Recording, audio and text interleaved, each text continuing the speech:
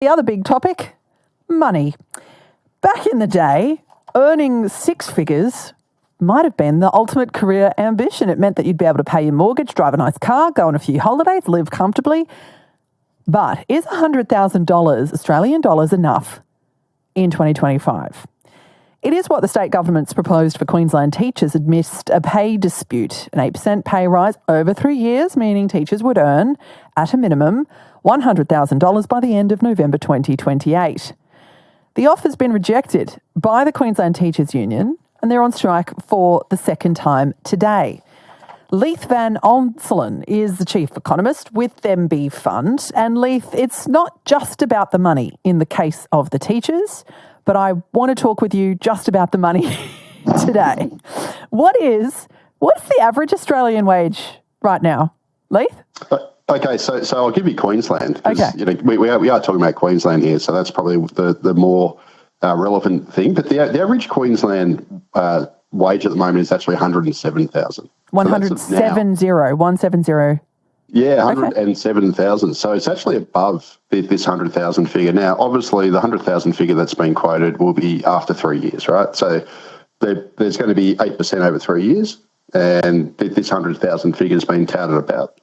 But that's still below what the average Queenslander earns. Now, I'll just point out the average Queenslander earns a bit more than the median Queenslander. So what that means is the median is the typical Queenslander, but the way the figures are done by the Australian Bureau of Statistics, we don't get the median figures out very often. I don't actually have that on me, but their average weekly earnings data is a little bit higher than the median because it's distorted by very high income earners. So the median would probably be about 95,000 on tipping. Okay. But, so it's sort of ballpark with the median, but it's certainly not generous. Okay. I'll put it that way. Okay. Now, I remember being a kiddo and thinking, gee, one day I'd like to earn $100,000. And you can't help when you're a kid. You think in round numbers. And I thought that was pretty good. This is me talking about life back in the 1990s. Leith, there was a time when $100,000 was very good money, wasn't it? Oh, absolutely. I mean, my first job out of uni, so my first full-time job, graduate program, I think I was getting paid $40K. And that was back 2001. And at the time, that was a really good graduate starting salary. And I thought, 100,000 back then seemed like heaps. But obviously, we've got inflation. We've got all the other things that happened. That was 20-odd years ago. So, it's all changed. 100,000 now is pretty much typical for an Australian who's works full-time. It's nothing special. It's basically, it's borderline median at the moment. Okay. All right. So in terms of, who would get paid that kind of money to do what kind of work, we're talking here, if it's a typical kind of salary, about like white collar kind of professional jobs, those kinds of things, Leith, would be the kinds of jobs where you would expect about $100,000. I mean, is that what we're describing here? Who would get paid that regularly, kind of? Actually, so the average obviously includes unskilled and skilled workers. Okay. So it's everyone across the economy. So if you're a white collar worker, you'd expect to earn a little bit more than that, right? Because obviously it's the 100,000 figure. Although we are talking about it's 107,000 for Queensland, but we're talking about the average here. So that's obviously unskilled plus skilled.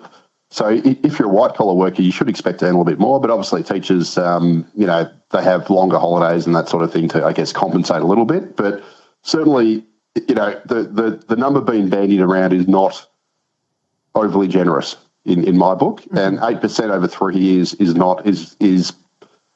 if they're lucky, you'll keep up with inflation.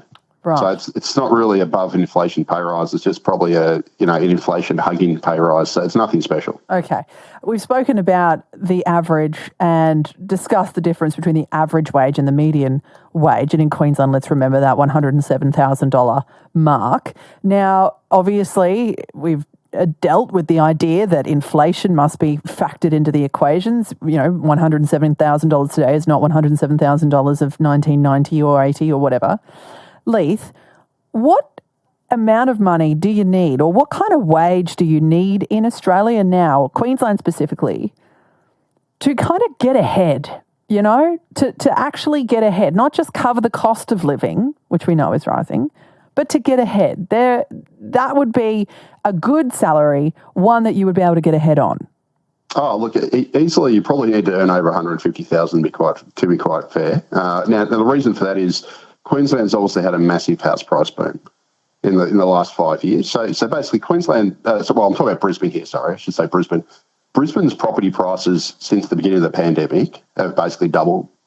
Right? So the typical Brisbane dwellings, that's houses and apartments, at the start of the pandemic was about 5.5 times average earnings. Now it's 8.8 times. And and this is data that was actually released today by Cotality, which maps all this stuff out. And they also showed that if you're a Queenslander now, if you're someone in Brisbane taking out a new mortgage on a median priced home now, the typical household now would need to dedicate 48% of their income just to service the mortgage. And it's equally bad if you're a renter, or it's almost as bad if you're a renter. So if you're a renter now in Brisbane, because rents have surged by nearly 50% since the start of the pandemic, renters are now forking out about a third of their salaries just to pay the rent. So this is one of the reasons why I think the teachers are so up in arms about this pay, because the cost of everything, well, especially shelter, has absolutely soared over the last five or so years. And as a result, they feel squeezed, and everyone feels squeezed if you live in Brisbane. If you're a renter or if you're a first home buyer looking to buy a home, you're basically getting squeezed. The only people that are sitting more pretty are people like me who've owned their home, who've been a homeowner for 20 years. I'm nearly 50. It doesn't really impact me so much. But if you're a renter, which is basically 1/3 of the population, or you're a would-be first home buyer, you're getting absolutely, or someone who's just recently purchased a home paying off a mega mortgage, those are the people who are really under pressure. Okay. So irrespective of whatever the job is that you're doing, like let's forget teachers, for example, let's just talk generally speaking here.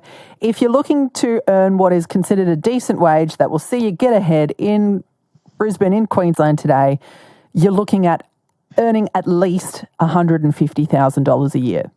That's right. So at least to be, semi-comfortable, and obviously 150 is before tax. Right. So you lose a fair bit of that in tax. But we're talking about not just getting by and just sort of meeting your bills, to actually feel fairly comfortable, to have a holiday, to have some savings, income, that sort of thing. Yeah. A little bit of saving, that sort of thing, and obviously it also depends on what stage of life you're at. So if you're someone like me who's nearly 50, has paid down most of my home. Well, I do have kids; they're very expensive, but once they move out, so I should say me in about 5 years, once my kids have finished school, I should say, I obviously won't need as much income as I do now with children, or as I would if I was 15 years younger with a fresh mortgage. So it also depends on your stage of life. Okay. But if you're somebody who's trying to get into the housing market, or you're trying to raise children, that sort of thing, you probably need around at least 150. And then and that's obviously for an individual. If you're a couple, you need more than that. But just basically earning the average now, or the median salary, is not a road to a comfortable life now in Australia, unfortunately.